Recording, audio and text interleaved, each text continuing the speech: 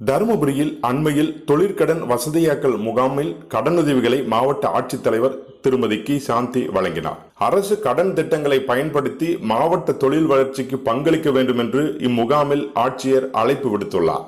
தருமபுரி ஆட்சியர் அலுவலக கூடுதல் கட்டிட கூட்டரங்கில் மாவட்ட தொழில் மையம் சார்பில் தொழிற்கடன் வசதியாக்கல் மற்றும் கல்வி கடன் முகாம் நடைபெற்றது. இந்நிகழ்ச்சியில் மாவட்ட ஆட்சியர் திருமதி கி சாந்தி பங்கேற்று 24 பயனாளிகளுக்கு ரூபாய் 12.76 கோடி மதிப்பிலான தொழிற்கடன் மற்றும் கல்வி கடன்களை வழங்கினார். பின்னர் பேசிய மாவட்ட ஆட்சித்தலைவர், குறு சிறு மற்றும் நடுத்தர தொழில் நிறுவனங்கள் ஊரக பகுதிகளில் வேலைவாய்ப்புகளை உருவாக்கும் திறன் பெற்றதாகவும் அனைவரையும் உள்ளடக்கிய வளர்ச்சி மற்றும் மேம்பாட்டில் பங்களிப்பதாகவும் தெரிவித்தார். தருமபுரி மாவட்டத்தில் குறு சிறு மற்றும் நடுத்தர தொழில் நிறுவனங்களின் வளர்ச்சிக்காக 2024-25 ஆண்டில் ரூபாய் 1631.78 கோடி கடன் வழங்க வேண்டும் என்று ஆண்டு கடன் திட்ட அறிக்கை தமிழக அரசுக்கு சமர்ப்பிக்கப்பட்டுள்ளதாக அவர் குறிப்பிட்டார். பிரதம மந்திரியின் உணவு பதப்படுத்தும் குறு சிறு நிறுவனங்களை முறைப்படுத்தும் திட்டத்தின் கீழ் திட்ட மதிப்பீட்டில் அதிகபட்சமாக 35% மானியத்துடன் கூடிய ரூபாய் 10 லட்சம் கடன் வழங்கப்பட்டு வருவதாகவும் அவர் குறிப்பிட்டார். அண்ணல் அம்பேத்கர் தொழில் முன்னோடிகள் திட்டத்தின் கீழ் திட்ட மதிப்பீட்டில் 35% மானியத்துடன் அதிகபட்சமாக ரூபாய் 1.5 கோடி வரையிலான கடனுதவி வழங்கப்பட்டு வருவதாகவும், குறு சிறு மற்றும் நடுத்தர தொழில் முனைவோர் தமிழக அரசால் மாவட்ட தொழில் மையம் சார்பில் வழங்கப்படும் இதுபோன்ற திட்டங்களை பயன்படுத்தி மாவட்ட தொழில் வளர்ச்சிக்கு பங்களிக்க வேண்டும் என்றும் மாவட்ட ஆட்சித்தலைவர் திருமதி கி சாந்தி கேட்டுக்கொண்டார். மாற்றுத்திறனாளிகள் வேலைவாய்ப்பு பெறும் வகையில் சிறப்பு தனியார் துறை வேலைவாய்ப்பு முகாம் நடத்த நடவடிக்கை மேற்கொள்ளப்படும் என தருமபுரியில் அண்மையில் நடைபெற்ற விழாவில் வேளாண் மற்றும் உழவர் நலத்துறை அமைச்சர் திரு MRK பன்னீர்செல்வம் தெரிவித்துள்ளார். தருமபுரியை அடுத்த இலக்கியம்பட்டியில் செயல்படும் செவித்திறன் குறையுடையோருக்கான அரசு மேல்நிலைப் பள்ளி தொடங்கி 50 ஆண்டுகள் நிறைவடைந்துள்ளது.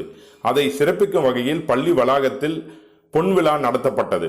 மாவட்ட ஆட்சித்தலைவர் திருமதி கி சாந்தி தலைமையில் நடந்த இந்த விழாவில் வேளாண் மற்றும் உழவர் நலத்துறை அமைச்சர் திரு MRK பன்னீர்செல்வம் சிறப்பு அழைப்பாளராக பங்கேற்றார்.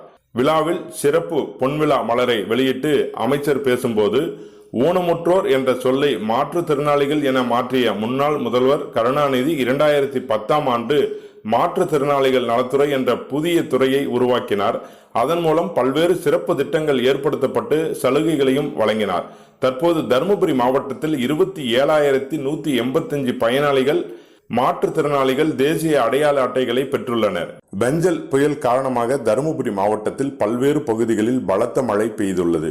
குறிப்பாக அரூர் பகுதியில் பெய்த பலத்த மழை காரணமாக பொதுமக்களின் இயல்பு வாழ்க்கை பெரிதும் பாதிக்கப்பட்டது. ஏற்காடு மலை அடிவாரத்தில் அமைந்துள்ள வாணியாறு அணை தனது முழு கொள்ளளவை எட்டி நிரம்பி உபரிநீர் திறப்பால் ஏற்பட்ட வெள்ளப்பெருக்கு காரணமாக அரூர் பகுதியில் குடியிருப்புகளுக்குள் தண்ணீர் புகுந்தது. இதை அப்புறப்படுத்தும் பணிகளில் பேரூராட்சி ஊழியர்கள் ஈடுபட்டனர். இதேபோன்று வள்ளிமதுரை வரட்டாறு அணையும் நிரம்பி உபரிநீர் திறந்துவிடப்பட்டுள்ளது. கோட்டப்பட்டி, சித்தேரி, அரசநத்தம் உள்ளிட்ட பகுதிகளில் காட்டாற்று வெள்ளம் கரை புரண்டு ஓடியது. சித்தேரி, வத்தல்மலை உள்ளிட்ட மலைப்பகுதிகளுக்கு செல்லும் சாலையில் மண் சரிவும் ஏற்பட்டுள்ளது. வத்தல்மலை அடிவாரத்தில் வெள்ளப்பெருக்கு காரணமாக தரைப்பாலம் தண்ணீரில் அடித்து செல்லப்பட்டதால் போக்குவரத்து முழுவதும் துண்டிக்கப்பட்டது. இங்கு மேல்மட்ட பாலம் அமைத்து தர வேண்டும் என்று இப்பகுதி மக்கள் கோரிக்கை வைத்துள்ளனர். தற்காலிகமாக போக்குவரத்து வசதிகள் ஏற்படுத்தப்பட்டுள்ளது. தருமபுரி பகுதியிலும் புயல் மழை காரணமாக பல்வேறு பகுதிகளில் தண்ணீர் பெருக்கெடுத்து ஓடியது. இதனால் குடியிருப்புகளுக்குள் மழைநீர் புகுந்ததால் பொதுமக்களின் இயல்பு வாழ்க்கை பாதிக்கப்பட்டது.